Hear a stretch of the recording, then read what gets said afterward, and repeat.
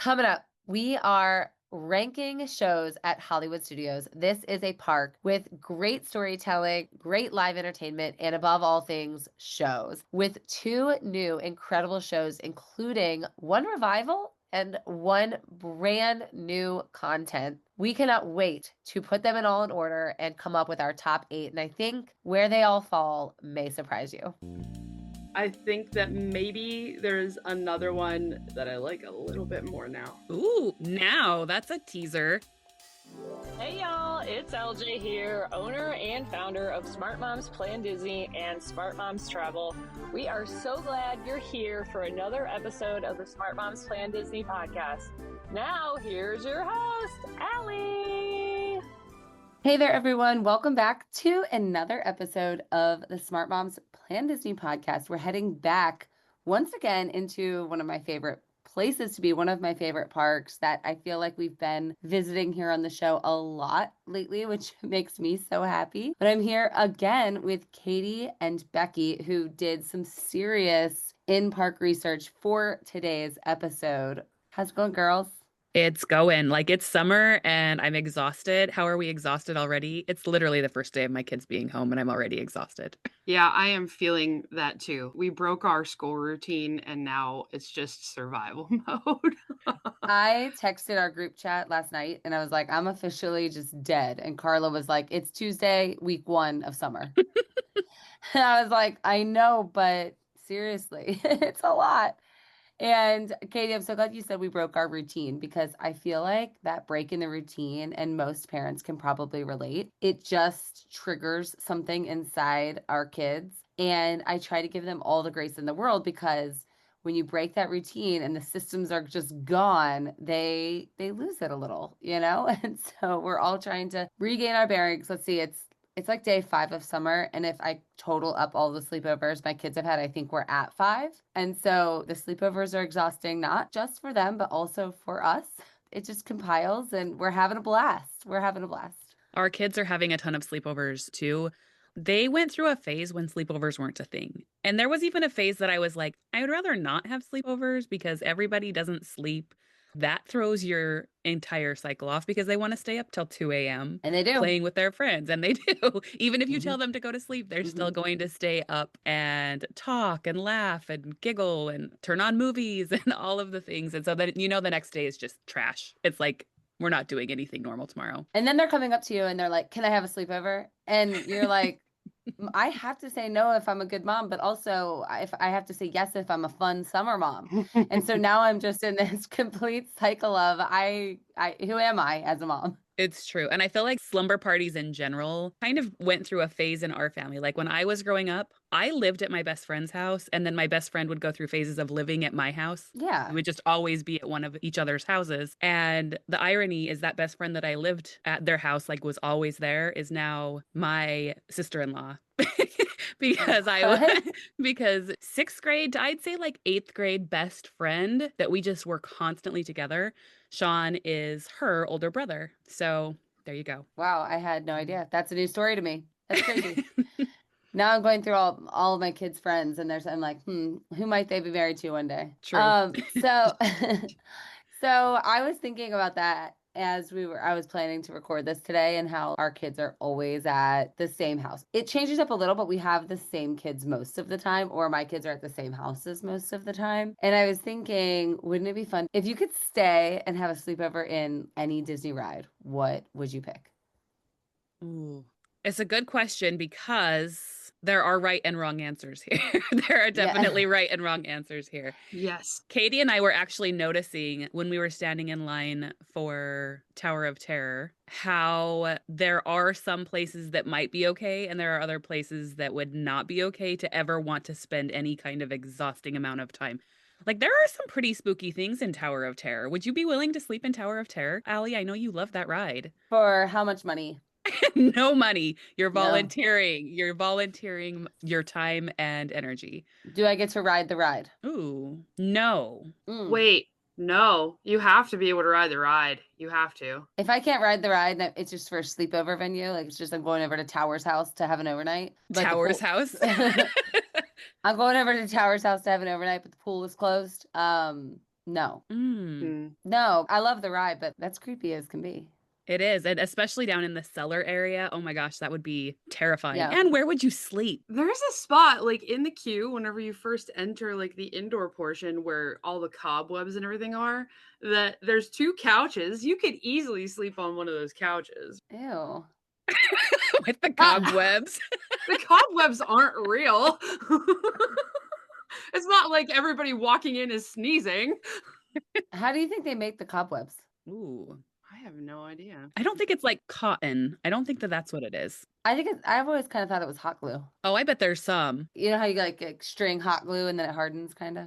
Oh, yeah, for sure. There are lots of shows I would sleep in, though. Like, there's some really comfy places within shows that I think I could make work. You know what might be a sweet place to stay? Where's that? In the queue for Peter Pan. Because you got like the bedrooms and it's not scary and That would be cute. Tinkerbell's there. See, and that's the case for me. Like, I would say, yes, you could sleep in the queue for Peter Pan. There's the little bed and whatever. And that's okay. You could interact with all that stuff. But I don't think in this case you would be going on the rides. Like, you're overnight. There's not workers ready to run the rides. You're just Wait a in the- minute. No. No, this is my answer, and it is the best answer. The best ride to sleep on would be Navi River Journey. You'd be on the boats. No, because You'd be but on it's the not boats. moving. You have the little. Well, it has to be moving.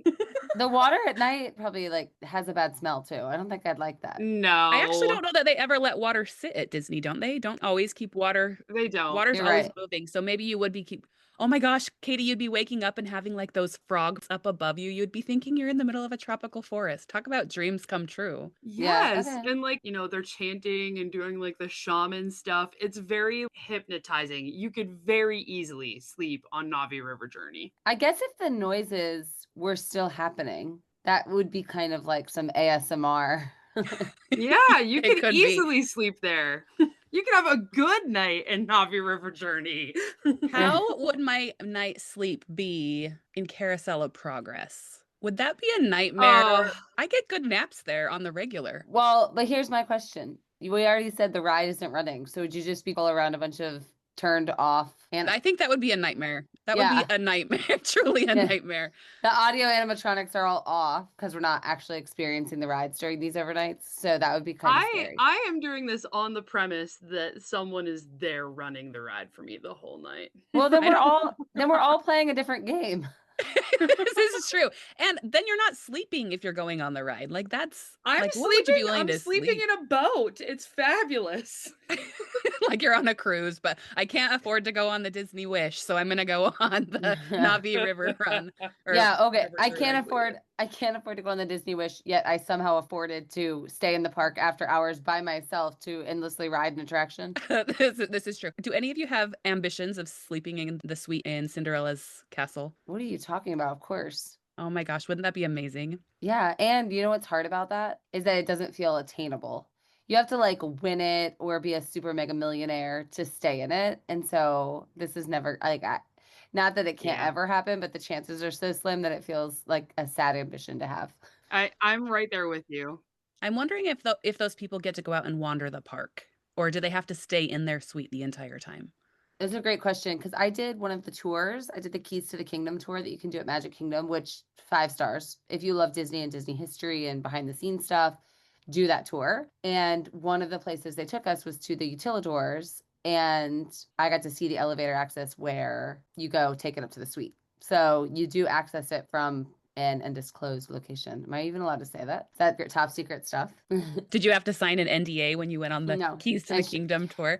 I certainly did not. No. So it was the elevator to access the suite is you can't see it from the park at all. And it has like 3 stops, and one of them is the elevator has some really cool stops, and one of them is for the suite. And it is not visible to the eye from the park. I would absolutely love to do that.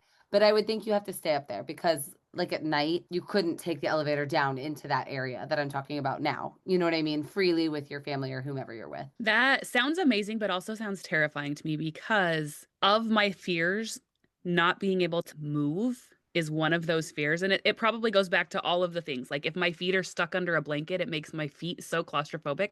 I wonder if being in a room that I knew that I couldn't leave would make me feel claustrophobic, or if I would just be at peace, kind of like this is like a cruise that's small and Well, to be clear, I don't know for sure that you can't leave, but I'm just thinking about what that would be like. You know what I Yeah. mean? I'm not, I don't know how it would work, but I'm sure they have an exit strategy for those that are lucky enough to stay there.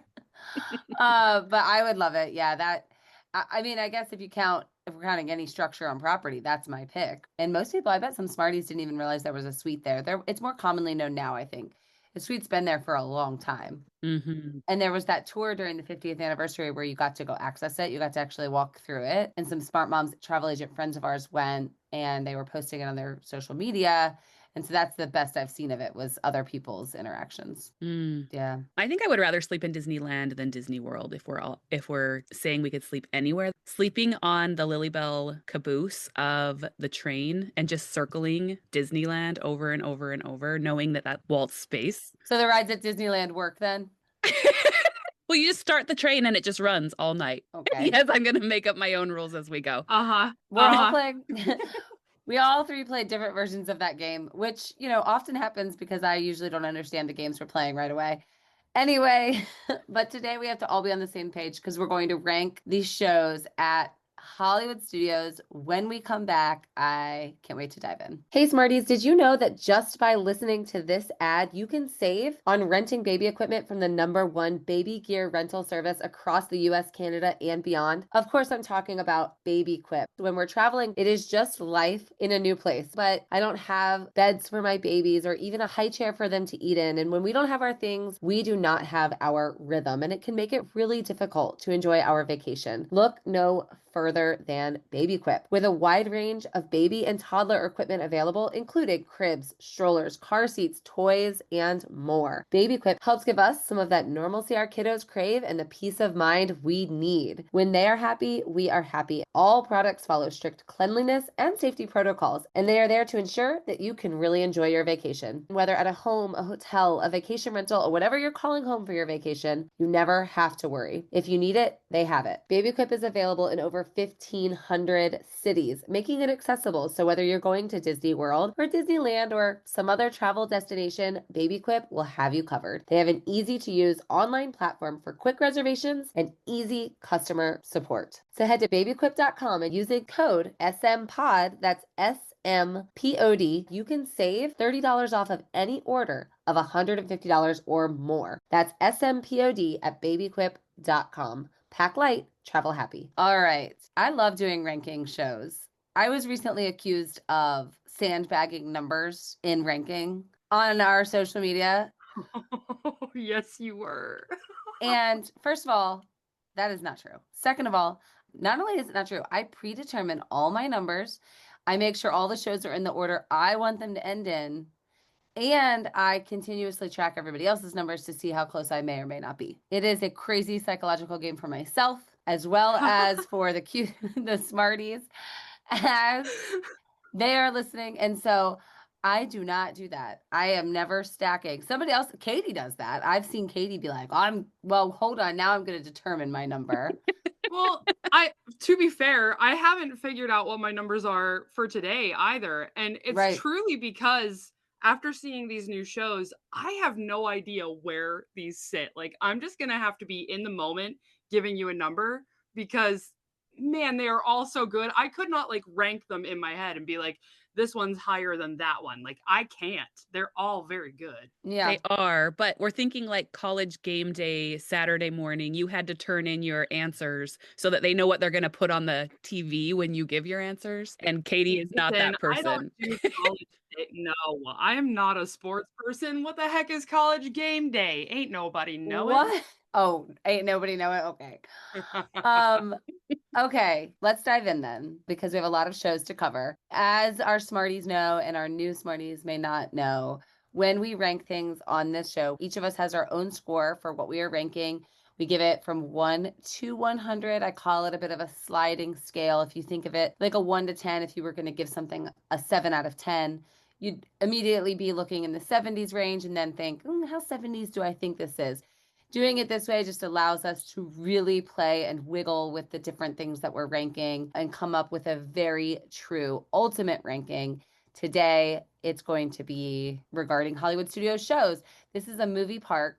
This park is really rooted in storytelling. That is what the purpose of this park is. And it has more shows than any other park. I am obsessed with this park. I think we're going to learn something today about Hollywood studios that us three, already know for sure. But I think some smarties may learn some things along the way here, just about what this park really, really means, because I hear a lot of people skip this park or even oddly say it's not great for kids. We are ranking 8 shows today. We're ranking 8 shows today. That's a lot right there alone. That's 4+ hours of entertainment in your day. And that was if you're just going to the show and not having transition time, not having anything. But in reality, 8 shows is us even having conversations as what's counting as shows, because there are some pretty awesome things that happen in this park that might not qualify as officially a show, if you will. Yeah, totally. All right. Well, I can't wait to dive in. We're going to start with a classic. We're going to start with Frozen. Frozen, for the first time in forever, a Frozen sing-along celebration. We have talked at length about this show. It is not what I think people think it is if you've never been to it. It's not just a sit-down movie sing-along. This is an engaging show of comedy and improv and familiarity. It really is a whole package for kids and adults, and it touches, of course, one of the best stories Disney has ever told in Frozen. It was an instant classic. Frozen was one of those movies that when I went to it, that was released before we had kids, and my wife and I just went kind of on a date night, and because she wanted to see it. And during Let It Go, we both had that aha moment of, oh, this is something special. Like, this is never going away. I could see this on Broadway. Disney's going to do lots of things with it. It was like, I knew then, right? You guys are there as well. Oh, yeah. And this came out when Macy and McKenna, so my oldest and middle, were early elementary. McKenna was going into kindergarten. Macy was going into second grade. So like perfect timing for them. I could not have asked for that to be better. But I distinctly remember sitting in this show, watching the scene with the stones, like when they go and talk to the stones, and laughing my head off, like laughing to the point of tears when they were talking about being a fixer-upper. Such a unique idea, because in this point in time in our lives, is there really even such thing as original? Right. Every movie is a remake or a sequel or a prequel. Original just doesn't tend to exist. I don't know that there's such thing as a spoiler alert with Frozen because everybody's seen Frozen. But the idea of breaking away from there's a man that saves the day kind of idea, just felt so monumental in my girls get to grow up in this world where sisters save each other. And just full on tears about this show. And it still hits me with full body chills every time I watch the Frozen show, because it's not like you're saying, it's not like 1990s sing along where you have the Mickey head bouncing along to the words like we all watched those growing up.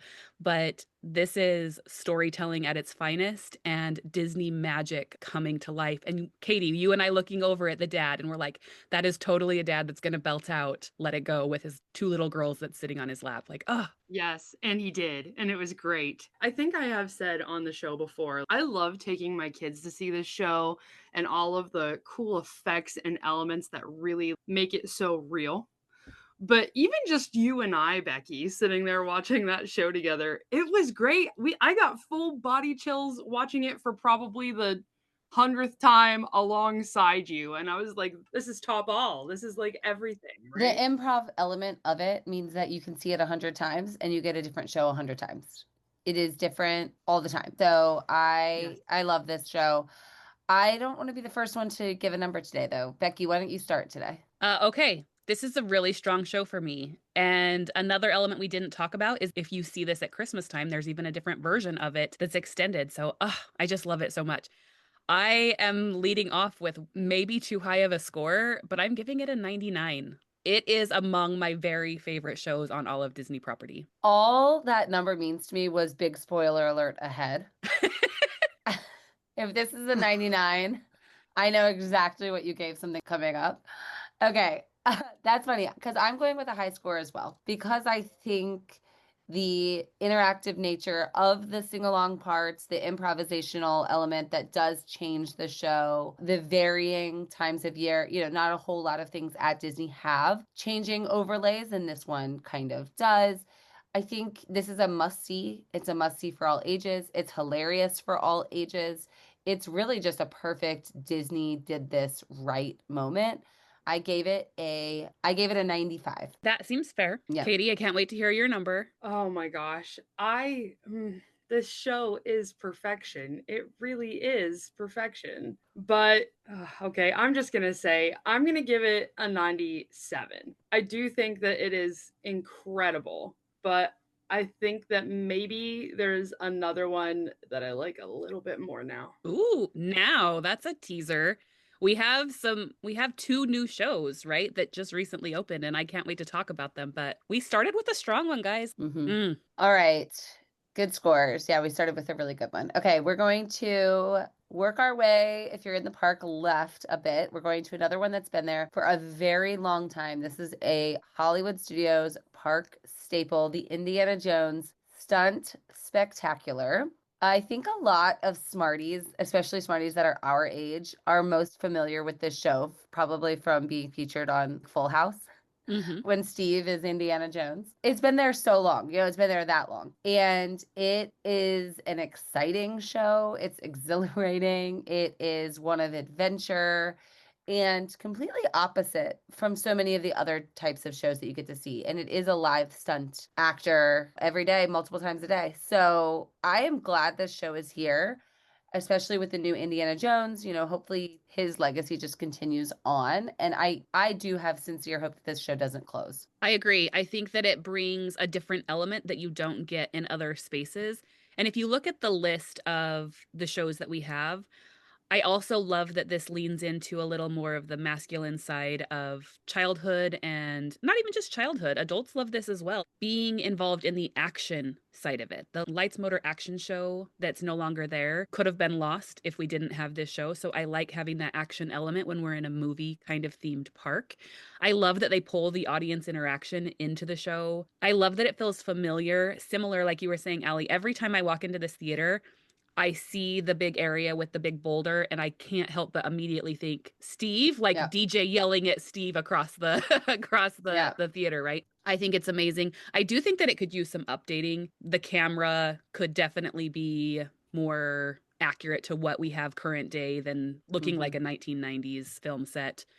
But it doesn't change the fact that I'm still wowed by the elements of the stunt performers, the storytelling, and the finale of this show in particular is just fantastic. All right, Katie, what's your score? I don't want to give the first score on this one. It's because you didn't prepare. You don't know where you want it to fall. You want to sandbag, right? She wants to based on ours.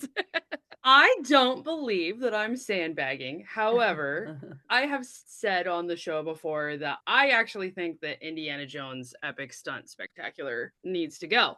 So my opinion is drastically different than both of yours. I just want to say you get shut out of this show. If you don't plan for it, like it's standing room only or sorry, show is not available. There is still an audience here. Okay, so here's the other thing that I think is worth bringing up. I have seen this show several times again, and I would say I've only seen the full show maybe 5 times because a lot of the time they're like, we can't get the last scene to work, so we have to end the show early. Or I was shocked that while Becki and I were there, they were like, listen, we can only do the first 5 minutes of the show, and they were still running the show. You're going to wait for just the first 5 minutes? No. So I have a lot of less than positive feelings about the Indiana Jones show, although I know Stacy loves it incredibly. This is like Stacy's favorite show. I will rank this true to me, and I will give it a 68.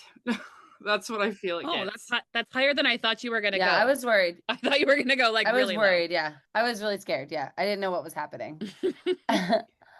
All right, I think this show is great. I don't think it is the best show in the park, but like I said, I think it speaks to a whole audience and opens Hollywood Studios up to far more versatility, which I do not want anybody skipping this park. So if there are elements that speak to seriously different crowds and likings, then I want that material there. I give Indiana Jones a 75.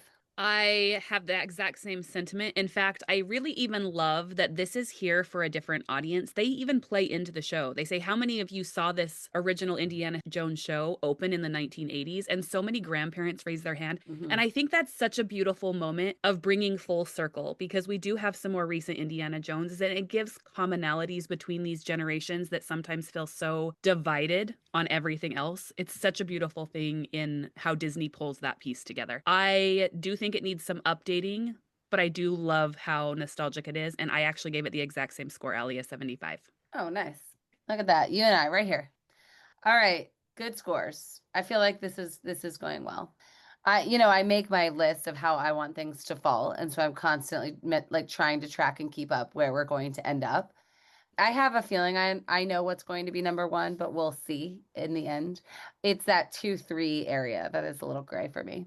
Actually, really gray for me, especially with the new stuff that's coming. All right, what's going to move us to one of my favorites, Beauty and the Beast. It's really interesting because we have ranked shows before in a different episode on this podcast, not Hollywood Park specific shows. So I found myself giving numbers again to shows I've already ranked, but I'm doing it through a different lens, right? I'm not ranking them against every show that there is or every whatever that, episode was that I talked about each show. I am ranking them against this park specifically. So the number you may have heard or remember me giving Beauty and the Beast, for example, before might be a little different today. So Beauty and the Beast, I really love a couple of reasons. Number one, I understand I'm a bit skewed because I have a huge stake in this show based on nostalgia. A lot of my childhood was built on this show. I believe I've told the story before about being at Blizzard Beach with my family. Yeah, and like my mom and I rushing to the show, and I still have the shirt that she bought me at Blizzard Beach, or maybe it was in those gift shops at Hollywood Studios, but it mattered to us, and making sure we saw it on every trip mattered to us. And I take my kids to see it. I don't like the bench seating. The bench seating in the show is really quite terrible, to be honest, because you're already really tired from the day and you have to sit on those, stadium style benches, and they're hard, and it's hurting my back thinking about it. Especially when a lot of times you go to a show for the comfort. Like when you go see Frozen that we talked about, I mean, you are in comfortable theater seating. When you go see Beauty and the Beast, you're in uncomfortable stadium bench seating. So that is the biggest thing for me that's not great. There's also no air conditioning. Yeah, but you're under that shaded awning if you're like, for most people are under that shaded awning. So it's not that bad under there. It's not too bad. You know what it is for me though, is I have my life's passion is live performance. And this is one of the best or only really shows that is full length singers, dancers, actors from open to close, right? At Disney World. All the rest of the shows we're talking about today are a mix of different elements. This is a stage show of performers. These are the kids that I train at my dance studio, having a career in dance, and dancing through the story. A good friend of mine dances for this show. The costuming is beautiful. The choreography is stunning. It updates with the times a bit, but keeps its true roots from when this show opened. So I just really, really can't stop loving it for that reason. So I gave it a 94. I was really toying with Frozen, and I still don't know if I like that. I was bouncing between a 94 to 96, right there hugging the Frozen line. And honestly, I could have gone either way, but that's where I went today. And I love the live performance, and I love the dancers. So this is interesting to me. You said you have a friend that is dancing in that show. Is that right, Allie? Maybe I have that. Maybe that's about to happen. Oh, okay.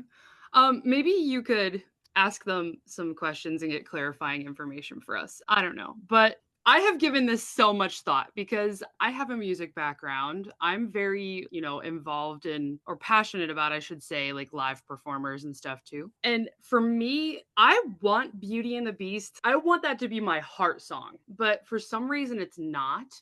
And I was being very analytical while we were watching the show this week. And I made a realization. And that realization is Belle sings live. Gaston sings live. I don't think any of the members of the chorus are singing live. And I think that's the difference for me. So I was like, wait a minute, this makes perfect sense for why Allie, this is her top thing, because the storytelling is really happening through dance, right? I was like, there is so much happening and it's beautiful. Whenever the enchantress that like curses him at the beginning comes out, she is so graceful and there's so many. Oh my gosh, the storytelling through dance in this respect, absolutely the best. But for me, I'm like, I wanted that live singing element from everybody there, and I don't know that that's happening. So I need a clarifier on that one. But for me, this one, I'm going to give it a 79. I'm sorry. I really wanted it to be there for me. I wanted it really hard to be there, but it just wasn't. My God.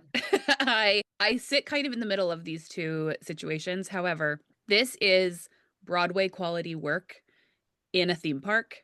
And holy schmoly, these dancers are amazing. The choreography is amazing. Storytelling. The costuming. Listen, costuming, we haven't talked about this on the podcast so much, but my daughter is currently on the Disney college program doing costuming in Magic Kingdom. Like mind blowing. How on earth is my 18-year-old getting to live the dream of a lifetime? And I now watch all of these things with a different lens because I know she's working in Disney costuming and I'm just like, how on earth does this costume happen? The little, is it like a martini glass costume? Oh my gosh, is that amazing? It is so beautiful. But while I was watching this time specifically, thinking about this episode, what I came to was exactly what Katie came to. That is, I know why Allie loves this show, and it's the dancing is phenomenal. The dancing is Broadway quality. I want to say too, not to cut you off, Becki, because I want your number, especially, but I have recently seen Beauty and the Beast twice on 2 different Disney cruise ships. I do want to just quickly say, I think the cruise version is probably better. Like, I don't know if you like, yes. And I think it's because you're in a true theater moment and you're not reproducing it 100 times a day and dealing with theme park elements.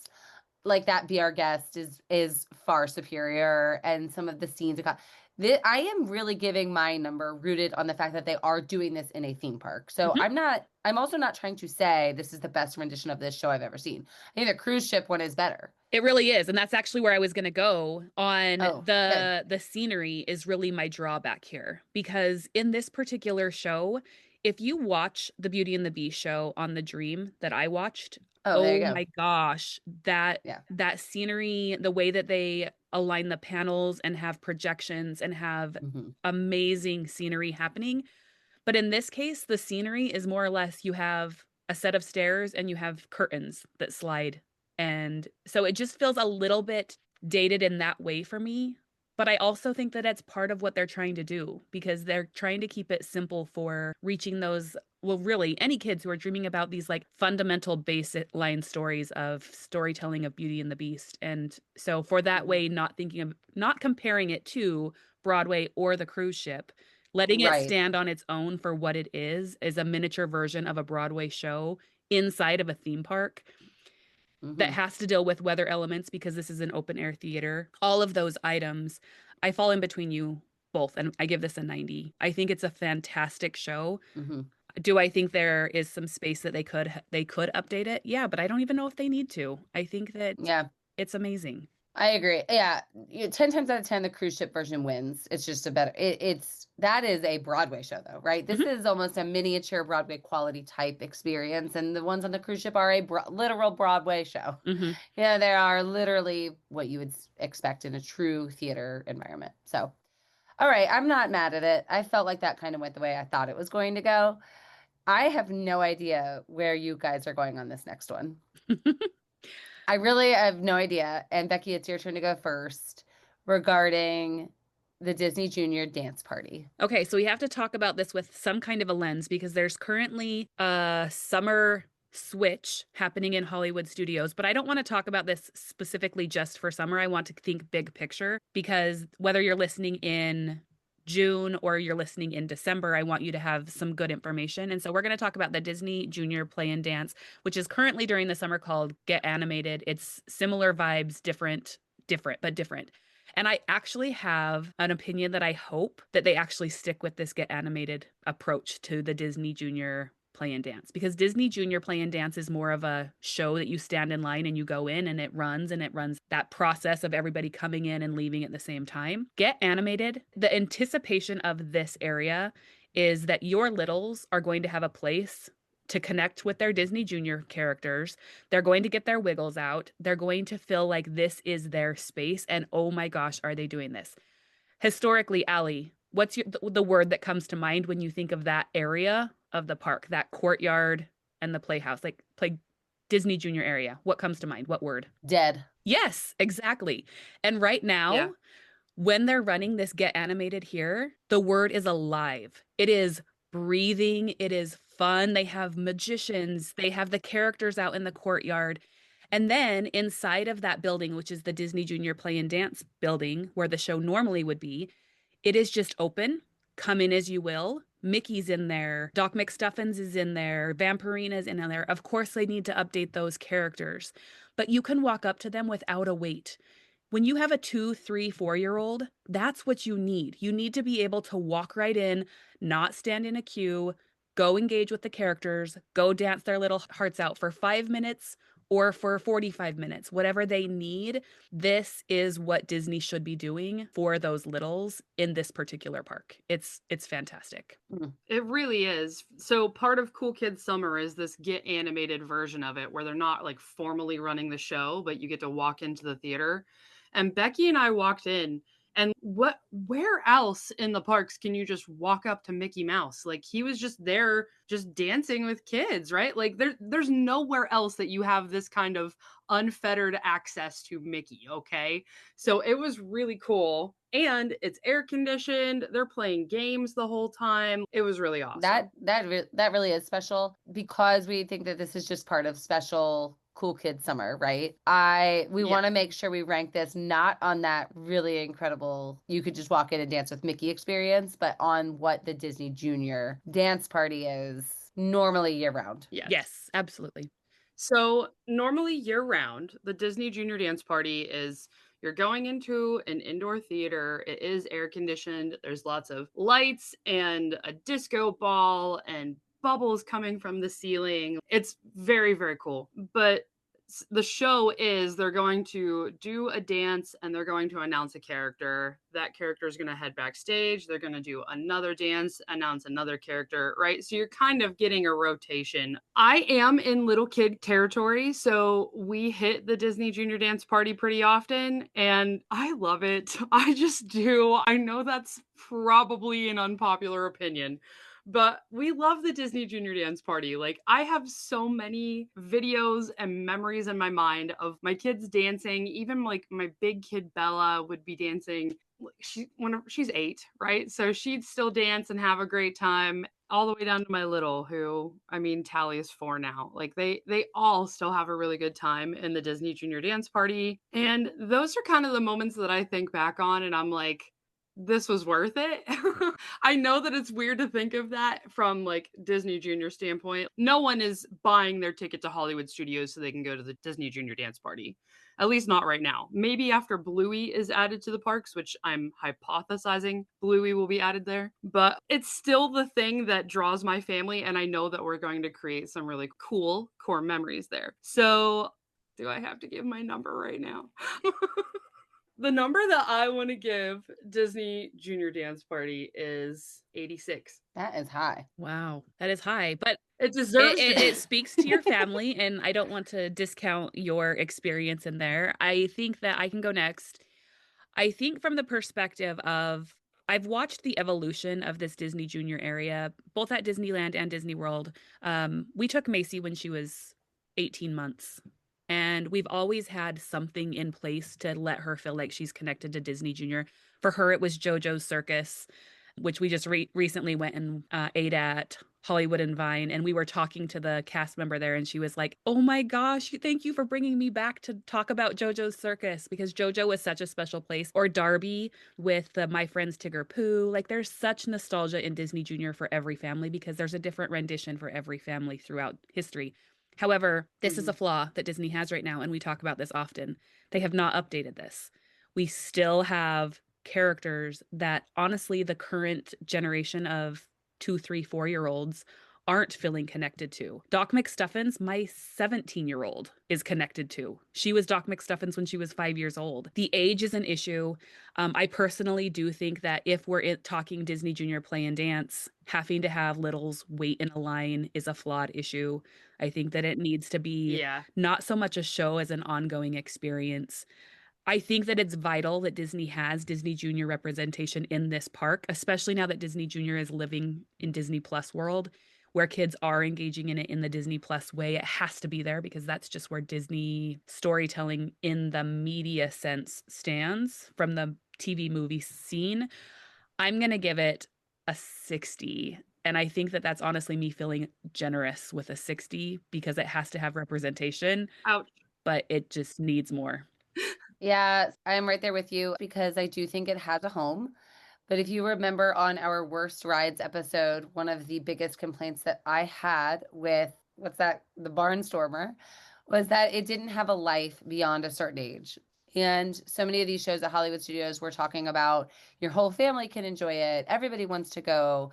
You can go again and again. You can go because of nostalgia. And Disney Junior Dance Party, while I do value it, does not hold those credentials by any means. I don't have a single person in that's not true. I mean, I bet my twins would still really love to dance with the characters, but we're not rushing to bang down a Disney Junior door anymore, right? And we're each visit moving farther and farther from that. Again, love the representation. I do think it's above average because it's a great show for littles, but it isn't a great experience for an entire generation, multi-generation experience. And so I gave it a 62. I feel like I need to take a moment to have a sidebar here because I am finding myself very in my feelings at the moment.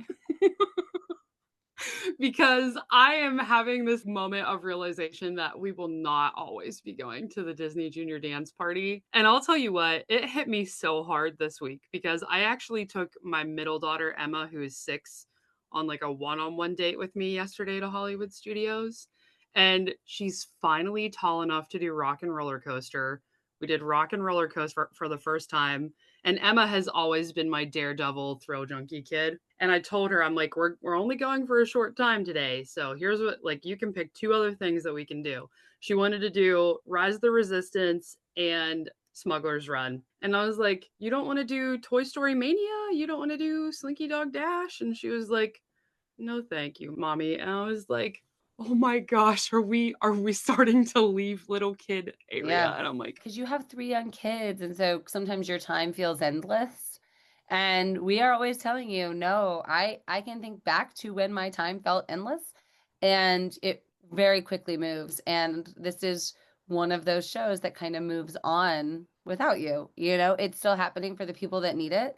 It's like Barnstormer, but not every family needs it always. And that's kind of why I sit middle ground with it. And I think in that moment, Katie, that realization for you is Mhm. beautiful. And I think all moms go through that at some point.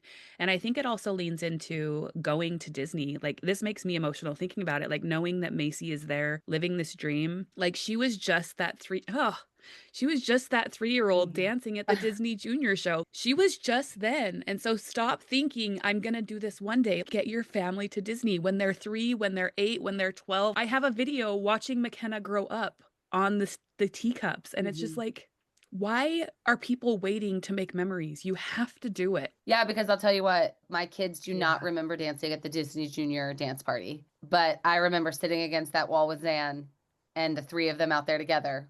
It was special. You know, I remember it. They don't. It wasn't about them so much. It was in that moment, but the lasting memory, it was more about their parents, me and my wife.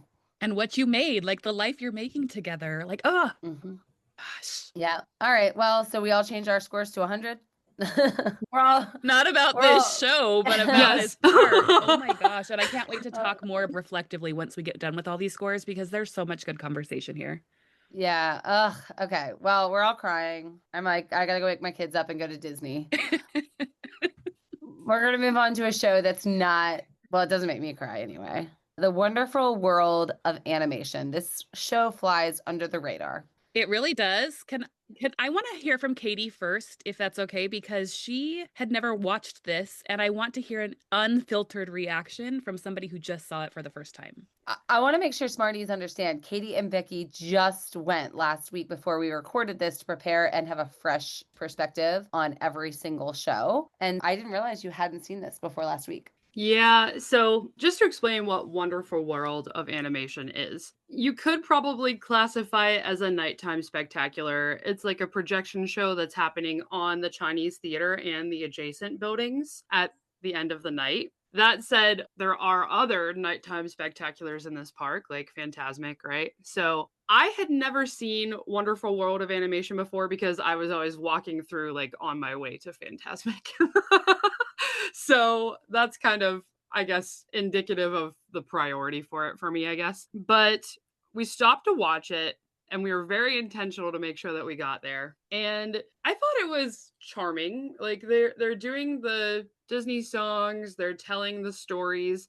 There are a lot of storytelling elements in the show that feel similar to me to Happily Ever After, where they're going to have a segment where we talk about family. We're going to have a segment where we are focusing on good winning over evil. I feel like there's a lot of cool storytelling moments. But that said, this is so hard. Like, whenever I think about all of the nighttime spectacular shows, do you consider the Tree of Life show? Do you consider that a nighttime spectacular at Animal Kingdom? Right? I would say that this is like just slightly above that Tree of Life show in my mind. I mean, it was good, it was fine, but definitely don't skip Fantasmic for it. Yeah, for me, Wonderful World of Animation gets, this is gonna feel really low. It gets a 43. That is very low. However, again, I think a lot of those things you were capturing are important to note. To me, I agree. It feels very much like the projection and music of Happily Ever After.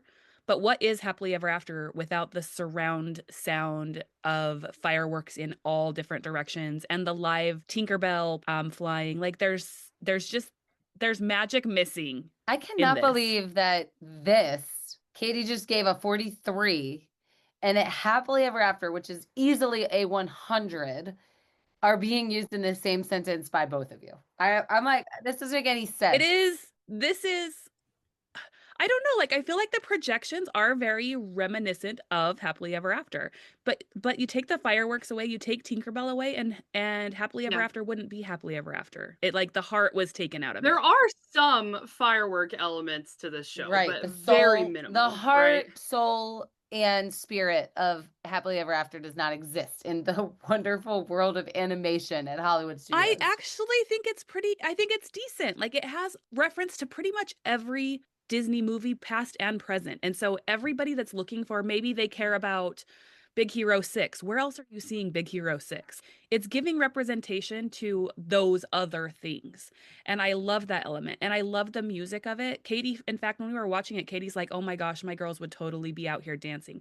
I also love that you don't have to stand in line. You could walk up at 9 o'clock when it's starting and have a good view of this show. So not having to plan out. If your family wanted so badly to see Fantasmic, please don't skip Fantasmic. We're going to talk about it. But if going and walking that long trail back to the Fantasmic area isn't in your cards and you just want your kids to feel like they got an end to their day that was magical, I think this could fill that square for some families. So is it anywhere near Happily Ever After? Absolutely not. But it has some familiar elements from it that I think are worthy. And I do love that the music is current. The show projections pull in current movies that don't have representation anywhere else. And so it's not great, but it fills a square for me. So I would say a 65 from me. Wow. Well, I guess we need to start going up to people that are waiting for Happily Ever After for an hour and being like, hey, there's this show over at Hollywood Studios. That's not as good. Oh, God. I can't even believe this. It's just the same. No, it's the same strategy, right? It's the same storytelling strategy. All right. Agree it really to disagree is. there. I'm giving the Wonderful World of Animation a 40. It's not spectacular. It's fine. Yes, it represents. And yes, Becki, I liked how you worded it. It can check the box if you're tired and you're not checking it over to Fantasmic. Fine, check your box. But I think if we're using a show just to check a box, it's a 40. and we can move right along. That's fair. All right. So let's talk about the real nighttime show that you should be attending, which is Fantasmic, which is, in my opinion, the second best nighttime spectacular in all of Disney World. But I know that that's not true for all of us here today. Fantasmic is a perfect blend of villains and princesses and hero stories and fireworks and live entertainers. It brings the stunts from Indiana Jones. It brings the live performance from Beauty and the Beast. It brings just really everything that like you've seen in your day and wraps it up in this package of nighttime Disney.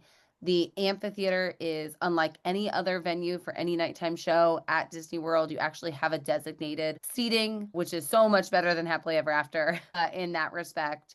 It is situated on water, so the things that they are able to do with that water and in that venue, very, very, very special. First time we ever saw this show was with my family growing up, and my dad still talks about it. That music is just, and I'm doing the Mickey, what a show. And even if you feel like you're too tired to trek it on back to Fantasmic, which is quite a trek, honestly. Like the amphitheater is a walk beyond that Tower of Terror area or over by Beauty and the Beast, really, then you should do it because it is one that should not be missed, period. And my biggest fear when people say that they're going to skip Hollywood Studios, my biggest sadness is that they're going to miss Fantasmic because this is such a Disney staple and I cannot not say it enough. They did update it with some newer characters, which also just gets a lot of brownie points to me. And the only reason I didn't give it 100 is because I don't think it is the best nighttime spectacular. I think Happily Ever After still holds those cards. So I gave it a 99. I literally could not put it any better than what you just said, Allie. All of that. Truly, I think the differentiator here for me is that it is the perfect point of every single one of the other shows that we talk about, not just these shows in Hollywood Studios, but the shows throughout all of Disney. What is the best parts of Happily Ever After? I think what makes it the difference is the fireworks and having a live performer be a part of that with amazing music, all of it coming together, but letting your family sit and not be tired and no dad having to put a kid on a shoulder who's now blocking the view of somebody else. Everybody gets to see, everybody will have characters they're connected to. I don't know what they could do to make this show better, honestly. Maybe backs on the seats of the stadium is the only thing that I could give a criticism to, but I don't think that changes the experience of the show. It's a masterful cast. Oh my gosh, this cast is huge in this show. And sometimes they do this 2 times in one night. Oh my gosh. Often that Wonderful World of Animation will run at the exact same time as the first show of Fantasmic, so you can't see both on a lot of nights. So I don't have to add more. I've talked about this. I've cried about this. I've done all of these things. Fantasmic is worth the cost of admission to Disney World, in my opinion. If your kids could see just Fantasmic, do not skip it. We were standing in line and a parent was like, "We never stay for Fantasmic. We're always too tired." I'm like, please don't do that. Go back and take a rest if you have to and come back because it is truly Disney masterpiece. It's 100. It's 100 for me. I think you just said, what could it do more? My answer would be like a bit of a longer firework finale at the end of it. Like if we had like the final, we're ending my nightmare and it was a fireworks scene, I think it would have a little bit more pull with me. That would be the one thing. I think I can completely agree that fireworks would be magical, but I don't think that this is a fireworks show. And so because of the storytelling, I think I told you all, my kids grew up with the word "some imagination, huh?" vinyl on their wall. And I think the simplicity of keeping this about the appearance of Mickey immediately at the beginning and the magic of the finale being just about Mickey and about our kids and their imagination and it's just amazing. Yeah, I agree. I am trying not to cry. That's all I have to say. So, gosh, I'm very much in my feelings this morning. I would say, like, we love Happily Ever After. Happily Ever After is Disney perfection, 100%, truly. But as a local who goes to the parks often, I find that we are wanting to do Fantasmic even more often than we want to do Happily Ever After. Take this with a grain of salt. If you're going on your once in a lifetime trip, Happily Ever After is top all. However, for all those reasons of everybody has a seat, nobody's up on a shoulder. I don't have people like you can scout out a spot for 2 hours for Happily Ever After, and then people can still step right in front of your child at the last minute. And that irritates it very much irritates me. So I actually am finding myself in a season of life where I enjoy Fantasmic more. And Tally, my 4-year-old, every single day we wake up and the very first thing she does is she wants to watch Fantasmic on YouTube. And every single day I hear her say, "Look, mommy, that's Mickey." Like the magic literally never dies for her. And Fantasmic has just grown on me so much. And it kind of is that piece of being a little kid mom that I'm holding on to. We're in our emotions today. We love you, Katie. I did not want to It's get 100. this weepy. It's 100. Yeah. I mean, it's great. You have to see Fantasmic. Guys, Yeah. Fantasmic. Yeah. We obviously, we talk about Disney every single, day, really, but here on the podcast every week. And just how emotional we've gotten today over these shows at Hollywood Studios just shows that none of it is fake. We all truly feel this way. And it all really does hold all the emotions of everything that we are, right? In our momhood and in our spousehood and in our childhood and all, just all of it. Truly. And I want to take this authentic moment because Katie, you were with me during this and getting to watch. Again, I'm just in the season that Macy's in her Disney College program, but we talked to a cast member and she was specifically talking to Macy. She came and found her in the crowd and was talking to her. She didn't know she was part of the Disney College program, but part of that conversation was so beautiful because she was telling Macy about the gift that comes from being in the Disney College program and getting to be a part of the magic that is people's lives. And she said something that hit me pretty hard as a mom in what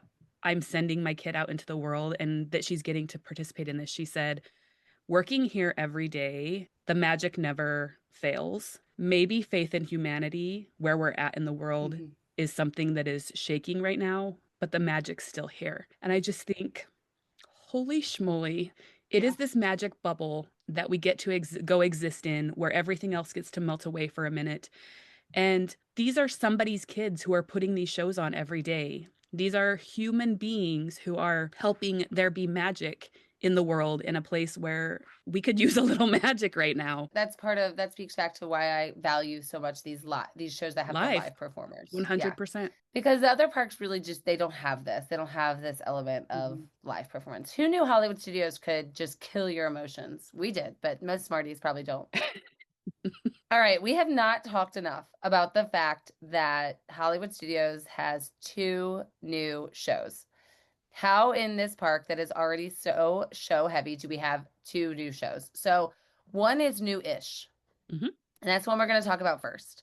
The Voyage of the Little Mermaid, a musical adventure, which I guess is what it's called now, right? It used to be called The Voyage of the Little Mermaid, but I guess they changed the name. Is that right? Yeah, it's The Little Mermaid, a musical adventure. Yeah. Yeah, so that theater has been there forever, and that show closed during the pandemic. And while a lot of shows, were closed even during the reopenings because of social distancing and space and things that couldn't be followed in theaters, most of them reopened within that first year and a half. Little Mermaid being one of the only exceptions. And we wondered for so long, what's happening? Why aren't they destroying it? Why aren't they announcing anything? And then finally we find out they're revamping the show and reopening it in the same theater.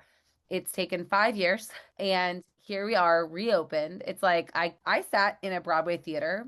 I don't know if you guys know this, in New York City. When the pandemic was going on and Broadway was closed, I said, when a Broadway show reopens on opening night after this historic closure, I want to be there in the theater on an opening night. And it just so happened that Dear Evan Hansen's reopening was on Zan's birthday. So I bought tickets and we were there for the very first time they performed from March to December. They were dark. Wait. Was Jordan Fisher? Did you get to see Jordan Fisher? Yes.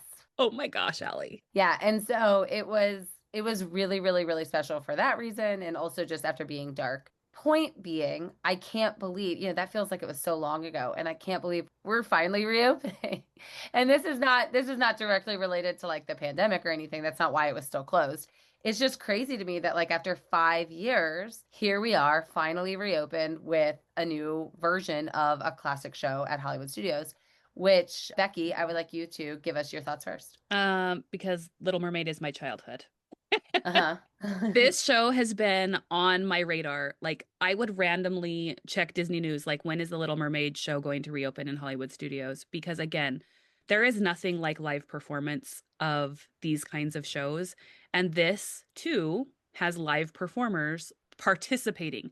I was very nervous about what they were going to do to this show because the puppetry is something that I loved in this show. I wouldn't say that puppetry is something that I necessarily am drawn to, but the artistry of the puppets in this show and letting us be under the water with Ariel in a way that allows us to feel like we're there breathing underwater with her, watching her in her element. They made some very great additions to this show without changing the heart of what this show is. And I don't want to spoil it for those people who haven't seen it because the reality is very few people have seen it at this point because it is brand new. It barely opened. But the storytelling stayed true to what it originally was. If you were a lover of the original Little Mermaid or Voyage of the Little Mermaid show in Hollywood Studios, but the updates to technology of letting there be progression of stories with characters without having those characters on stage. I wish there was more live actors, honestly, but this is a very small theater. It doesn't seat a ton of people. It feels like a small community-sized theater venue, but the upgrades were so well thought out. There is a storm scene in this show that is so good, and it is completely new compared to anything that existed before. And I think that those additions have brought this show up forward in the progression of time and technology, but they've kept it simple in what it was originally. Do you want me to give my score or talk more about it? Because this is new. It is amazing, but there are some other takes on it if anyone has anything else they want to say. I want to say that I had never been to Hollywood Studios before 2020, so this was my very first time seeing the show. And whenever I said at the top of the episode when we were talking about the Frozen sing along, I think that there's one that I like better now. This is actually that show. Wow. Oh my gosh, it is so good. And let me just come on the record and say, I have historically been an Ariel hater, okay? That's how good this show is, okay? I saw it with Becki. Incredible. We both cried, of course. It was great.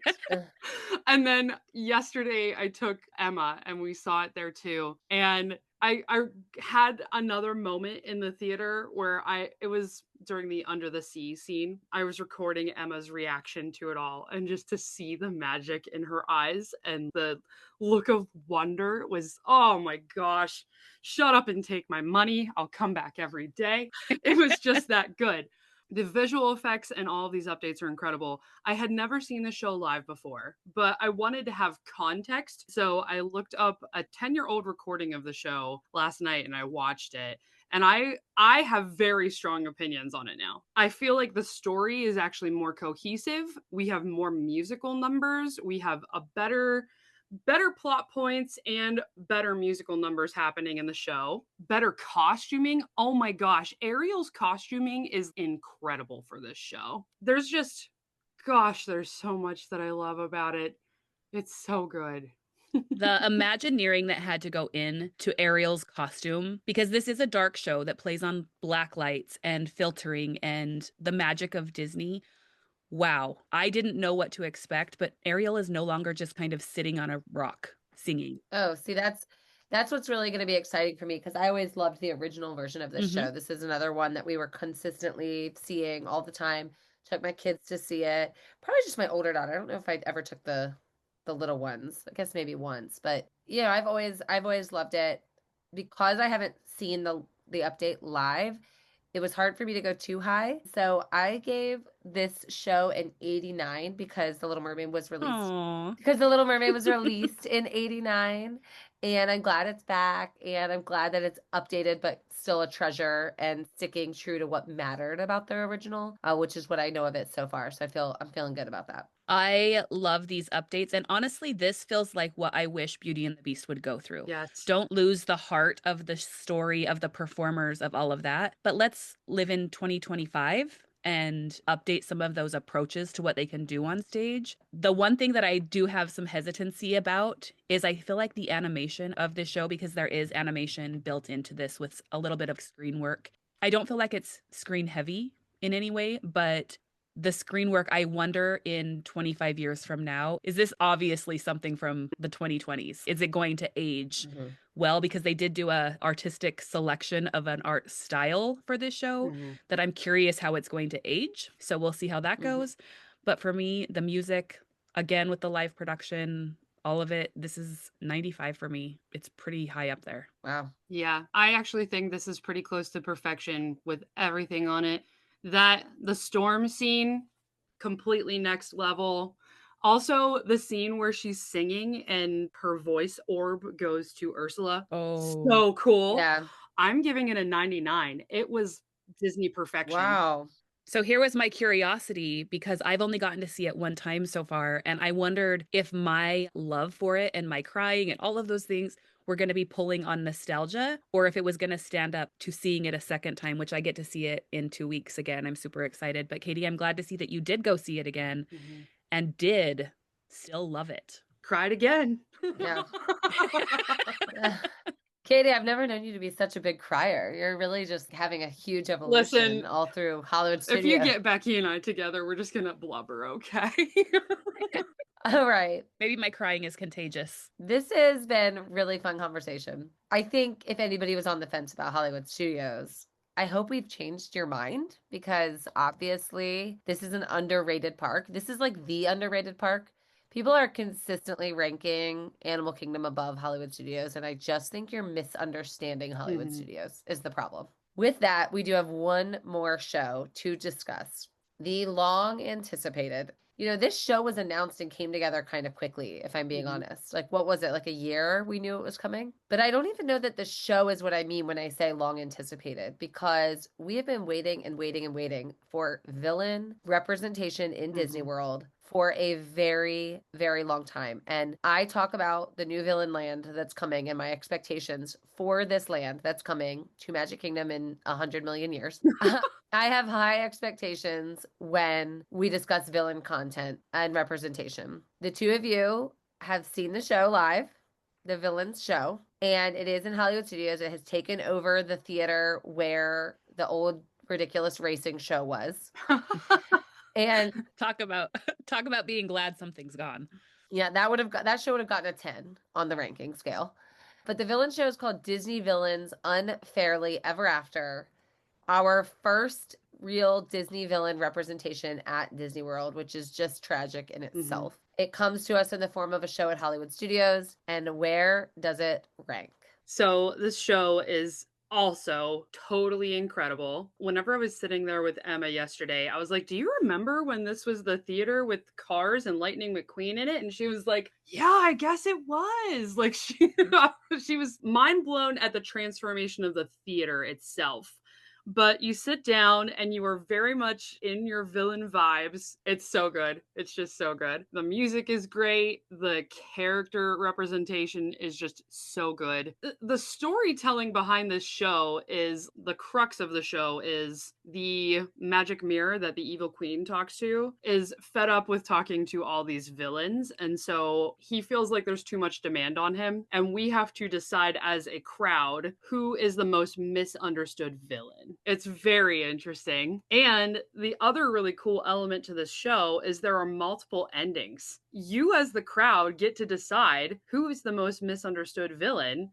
And so you can watch the show multiple times and have different outcomes, which is also very cool and totally unique. We have never seen another show like in Disney World. Everything about it is fantastic. I don't want to share spoilers too much, but it is a very good show and you should absolutely plan to go see it. So I had guarded feelings about how this was going to play out because I had heard it was very screen heavy. When I was thinking screen heavy, I was thinking screens. I wasn't thinking live actors. I was thinking that we were going to be like kind of how Stacy kind of dreads the screen piece of Remy's, right? This is not that. I think that the screens are a very nice complement to everything else that is happening. There is a scene between Hades and, was it Jafar? Who is the... Yeah, Jafar. Jafar. And the way that the screens allow the Disney magic to happen is so cool. And it doesn't just end at the screens, because the screens are kind of playing in as more like picture frames. Mhm. I don't want to, like, again, I don't want to be big spoilers on this because this is new and unique and all of those elements, but they got a lot right here. The music is amazing. I love that element that the ending is getting determined in the moment. That end scene is going to be decided and moving forward based on what's happening in live time, again with the live production. I also think they have some other really cool things in this area that they do right that other shows don't. For instance, the way that they corral you to count who's going to go in the theater, because it is a hard, fast number of how many people can come into this theater. Katie and I checked early in the day, and they're like telling you which show number you're going to, or you're Mhm. going to get counted in if you come in at that moment, because they know it's not like you're getting in line and it's like, well, maybe you'll make it into this show. You know whether you're getting into this showtime. So that's good. Where you're being corralled, you're not feeling like you have to stand into a line and you're beating in the sun. There's lots of umbrellas, there's shade. So they've done a lot of good things here. The one thing that I do wish that there was I wish there was a villains meet and greet in this area to Mhm. complement this show. Mhm. And maybe they'll build it up, or maybe they're saving. I mean, I hope that's happening in the villains area that's coming. Mm-hmm. Yeah, absolutely. There is a photo op back there. So they've transformed one of the walls and it says Unfairly Ever After. And there is always a line to get pictures in front of that Unfairly Ever After. I feel like Disney could very easily just make that a rotating cast of villains that, between these hours it's Maleficent, between these hours it's Hades, like whoever. Yeah. Yeah. Missed Yeah. opportunity, but I also wonder if this is more of like a Disney testing. Is there actually a desire? Like, what is the desire for villains? We know we're getting Mhm. Villains Land, but I think it's a good tester and it's getting well received. Yeah, it is. And the thing about that is, like, if the show doesn't get good reviews, then it's not going to continue to have the weights and the hype that and then I don't think it's a fair test, because I think there's a huge market for villains. Mhm. Oh, for sure. Absolutely. The first show starts at 10, so that's like an hour after the park opens to the public. But I rope dropped it yesterday with Emma, and the line at 9:40 by the time I had walked back there was clear back to where the arches with the upside down car to Rock and Roller Coaster. That's where the line was at that point. So like lots of people have intended to rope drop the show, but we still got in and there was lots of people that got in after us. It went very swiftly. We only ended up waiting like that 20 minutes before the show started, and it was fabulous. I feel like there is a lot of demand for this show. There were other times this week when we were waiting and it was like you're waiting for a show that's 2 or 3 show cycles from now. So there is a lot of demand for it for sure. I know you had touched on the screen element, Becki. Whenever we're thinking about the set and set design on a show, the way that they've utilized screens for this show is so cool, because I feel like everybody sees the image of all the different framed photos and the cracked mirrors and stuff, and they go, oh, that's what the show is in these segmented frames. But they use the entire screen to shape the landscape of what's happening at the time. So, light spoilers, you are going to see the dragon from Maleficent fly in from one side to the other across the screens. They use the screens incredibly well. They do. Yeah, I just think, like, in a world where so much is created outside of screens, I hope I'm not disappointed when I'm there live that we don't have a real dragon. That's like, because that's possible, that Disney can do that. They have the Imagineering to do that. So They do. And the evolution of the songs, I feel like this is such a fresh take. It's taking Maleficent's song in particular stood out to me. Taking, like, if you ever are a Bridgerton watcher, like when you just have familiarity, like, I know this song, but I don't know why I know this song. yeah, exactly. Yeah. Maleficent sings a song that is pulling on Sleeping Beauty nostalgia, but it feels fresh and current and amazing. Honestly, I'm an Ursula girl myself, but this had me questioning that maybe Maleficent was my favorite. Wow. Okay. So where does it fall on the list? This is going to be so hard. Someone else go first. Well, I'll give mine first, just because I wasn't there live with you all. So all of my frame of reference is, through watching videos. So I imagine when I see it live, I will have different feels. I want to reiterate that I'm super happy that this is existing and that we are stepping into this world. I'm not 100% sold, but I'm certainly not out. So I gave it an 85. I think that feels fair. And I think because it's new and I can't wait for this to settle more with me, I feel like Little Mermaid I got to feel strong quickly because I had nostalgia to pull back on. But because this is so new and we barely saw it a couple days ago, like it still feels very, very fresh and I want to sit with it longer. But I am pleasantly surprised with pretty much every element that I had doubt about. So for that perspective, I gave it a 91. Wow. Okay. I actually feel that it deserves a 96 because I do think it's pretty much Disney perfection. I just, there's so much good about this show. Like, they really, I know that we have been sort of holding our breath for the last year saying, are they going to do this show right? And I feel like we can come out of this and say, yeah, Disney did do it right. I just, there's so much to love about it. The scenes transforming. Honestly, if you want to look at it from a perspective of the transformative nature of it, I think that Captain Hook's scene is the strongest. I won't give away any spoilers, but it is incredible to watch. And there's just so much to love about this. And the fact that you have like a variable ending, I feel like 96 might even be too low. Yeah, interesting. Well, I'm excited to see how it evolves because it's all so new and it's all such new territory. And so how does it stack up? You know, things like Beauty and the Beast, I'm still talking about with such affection for 20 plus years. You know, is this show going to remain in that theater and hold nostalgia and affection for 20 plus years? Or are we just playing with something that's exciting because it's new? And that is kind of where I am curious. Curious is a good word. Yeah, absolutely. All right. So that we did it. We ranked them all. We ranked all the shows at Hollywood Studios, the show Heavy Park. We're going to take a quick break and head back to our Friend Like Me segment. We did some agent interviews, and those were so fun and well received that I want to remind everybody that these friends of ours featured in this segment, they have interesting and fun stories to tell. So I hope that you'll listen and be following them in your social media feeds.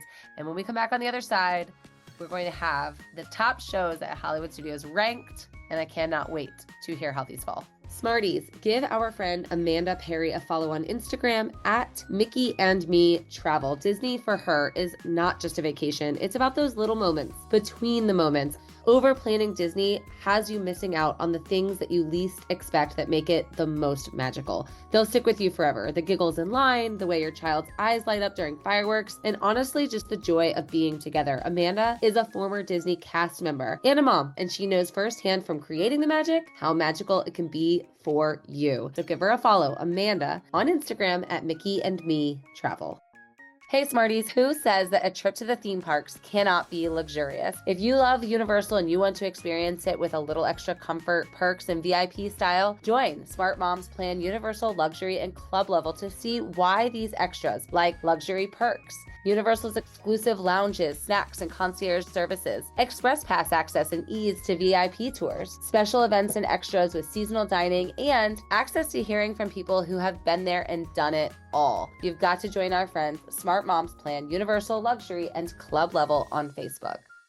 Okay, I want to, before we reveal the order, I need to shout a few honorable mentions because Hollywood Studios obviously is so show heavy. Some things to note. Muppet Vision 3D, which was a long-standing staple, which is devastating to a lot of people. It is gone. Closed. It's no more. That was one that my family really loved, but it was just you could always get a seat in that theater. You know, I wonder where it would have fallen on this list had we ranked it, but we didn't because it is a permanent closure. We had a bit of discrepancy on what was considered a show when we were discussing the Green Army Drum Corps. I think it is a show. I think the only reason it didn't make the list was because it doesn't have set times that you're waiting in line and you're like, this is just kind of something that you get to see and it's magical in Toy Story Land. But it is really, really fun. And the Green Army Men are truly drumming and they interact with people and they'll talk to your kiddos.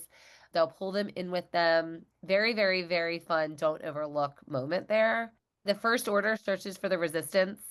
That is great interaction with stormtroopers in Galaxy's Edge. You've all interacted with them before, right? Yeah. I that one feels like less of a show to me. I don't know why. I agree. But for some reason it feels like less of a show, but the Green Army guys, so good. They are a show. Yeah, they are absolutely a show. I stand by that. And then the Vacation Fun animated short. I've actually never watched that. Oh, you haven't been to Potato Land? No, I've never watched it. I don't Potato necessarily Land. consider it a show. It's a show in like it's a movie that you go in, but it's constantly feeding. It's literally just going in and watching shorts, similar like you can go do in Epcot, but Mhm. it's still fun. And the theater, go in and see the theater and escape. Like this was a great place as a mom to go in and like nurse my baby because you're in air conditioning and there's a Mickey cartoon going on. Definitely not live action, not the same category as these other 8 that we were talking about. Cool. All right. Well, Becki, I believe it is you that holds the key now to tell us the order that these ranked in. And I do have my personal order pulled up, and I'm excited to see how close it is to what we ended up with. Yeah, I don't know. There are definitely some surprises, and I'm happy surprised about some of these things because I have my own feelings and my own boohoo cry moments. But wow, this is just fantastic. Obviously, at number 8, I think we're across the board in agreement with a score of 49 is The Wonderful World of Animation. Worth seeing if you're in the area and you're walking out, stop and watch it. Some great elements. Don't go out of your way. But don't necessarily, and do not watch this over Fantasmic. When they're happening at the same time, this is a no-brainer on where you should be going. Number 7 with a score of 69.33 is the Disney Junior Play and Dance. Currently Get Animated. I would say if we were ranking this on Get Animated, it would be higher. Yeah. But based on expectation of what it has been and what it will be likely returning to, if you have littles, worth seeing. Otherwise, could be a skip. Do you think if Bingo and Bluey were there, this would rank higher? Well, yeah. For me, it would have because then the element of it being outdated. Yeah, I was going to say that part of what my issue is the outdatedness. So yeah, agreed. Come on, Disney. Bring us Bluey. I think parents might want Bluey more than kids want Bluey. I want Bluey. Yes. I would be going and watching a Bluey show even without littles. Let's be honest. Okay. Coming in at 6 with a score of 72.6 is the Indiana Jones Stunt Spectacular. And that kind of breaks my heart a little. I do really like that show, but I understand why. I think it speaks less to the show Indiana Jones and more to the quality of shows, plural, that exist at this park. But so far, I have 8, 7, and 6 ranked correctly, but I think it's going to get hairy for me here. So number 5 with a score of 87.6 is Beauty and the Beast live on stage, which I, thinking about when we were mapping out our day, because you have to be strategic, I was like, Beauty and the Beast is easily going to be in the top 3, right? And then, nope, number 5 in this situation. And I will say, Katie and I spent our day doing this. And other than fitting in one ride on Tower of Terror, we spent an entire day from beginning of the day till closing the park when Fantasmic ended at 11 p.m. busy. There was never like, let's go and sit and waste time for hours in this amount of time. So you could make an entire day just of these shows in Hollywood studios. 100%. I think it's completely tragic that Beauty and the Beast, a longstanding staple, has been outdone by, like, at minimum, this villain's show. Like, no, like I hear, no.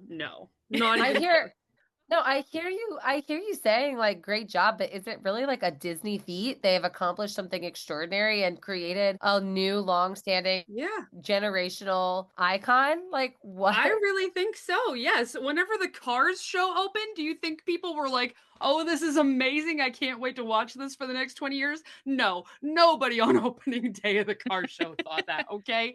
This show has so much value. 100%. Listen, I will give Beauty and the Beast the respect it's due, but Villains is absolutely better. Absolutely. And I actually think that, yes, they have accomplished something great because they've given a whole new group of people a place to feel like they belong in the park. And Beauty and the Beast, you can see Belle in Epcot. You can see Belle in Magic Kingdom. The only park, that's a fair point. You can see her everywhere. So knocking down some barriers for people who haven't felt seen. That is fair. And that's kind of a take on what this show even is, right? Mm-hmm. All right, give me number 4. Number 4, speaking of, with a score of 90.6, is the Disney Villains Unfairly Ever After. I'm excited to see the evolution of this and how it's received over the next year, because I think that time will be either in favor or against, and we'll see how it it ages as people continue. Like right now, I feel like there's a lot of hype because it's new and Villains hasn't had a space yet. And how's it going to play out when we actually have a Villains land in the coming years? Will this still Right. Is it going to still feel relevant? True? All right. I think that it totally will. And I want to point out, as someone who goes to the parks often, it's really cool to see all the people that are showing up in their Villains garb now. Like, it's pretty cool. Yeah, that is neat. All right. Number 3 with a score of 94 is The Little Mermaid, A Musical Adventure. I love that for it, which leaves the top 2 shows. I absolutely expected these 2 to be the top shows because they are probably among the top 3 shows on all of Disney property. Hollywood Studios just coming strong with these shows for sure. Number 2 with a high score of 97. Y'all, 97 is a second place score. That is insanity. Is For the First Time in Forever a Frozen sing-along celebration. And if we round our score of Fantasmic, it would be a 100, which puts Fantasmic as the number 1 show in Hollywood Studios. Do not skip it. Totally. No, you can't. You cannot skip it. I feel like this is a really good representation. I feel like we did nail it. The only really thing that is different on my list is I just had Beauty and the Beast above 2, but if you just move it down, I mean, this is consistent with what I came in thinking. I hope that this episode I hope it was fun and also emotional for our Smarties, but I hope at the very minimum, we made you Hollywood Studios believers, even more so than maybe you already were, because we believe in this park and it is a total vibe and it is a must do. And it was super fun to rank these shows with you guys today. This makes me wonder if Hollywood Studios is a 2-day park at this point. 8 shows I know, and the rides, like you can't do it all at this point. It really could. It really could be a 2-day park. Yeah, I agree. Wow. All right. Well, that was super fun. Thank you guys for participating and doing that with me, and Smarties for listening. I hope, Smarties, you made your own lists, and I would love to hear how your shows ranked, or if you think we scored one too high or too low,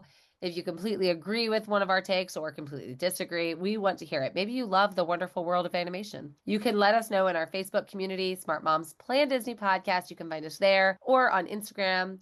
Be sure to turn on your automatic downloads. When you do that, especially through Spotify, you are helping us continue to produce this show for you. It's a quick, easy, and free way to support the podcast. And of course, leaving those 5-star reviews are always going to go a very, very long way. That is going to do it for us for another episode of the Smart Moms Plan Disney Podcast. And until next time, we'll see you real soon. Can I tell you guys something really funny? Yes. King Triton, spoiler alert, is not played by a live actor. And I told Matt about this, and Matt was like, well, of course, who has pecs like King Triton? You're setting the bar way too high. Wait. That's the surprising part, is that he has to have pecs like King Triton. Oh my gosh, Allie. King Triton started talking, and Katie was like, does he sound like Winnie the Pooh to you? He totally sounded like Winnie the Pooh to me. Now King Triton has a better Winnie the Pooh impression than me. I literally was like, I don't think he sounds like Winnie the Pooh, but I think he might have it down better than Allie's Winnie the Pooh. It's okay. It's still a work in progress. It's coming along. But are my pecs better than Triton's?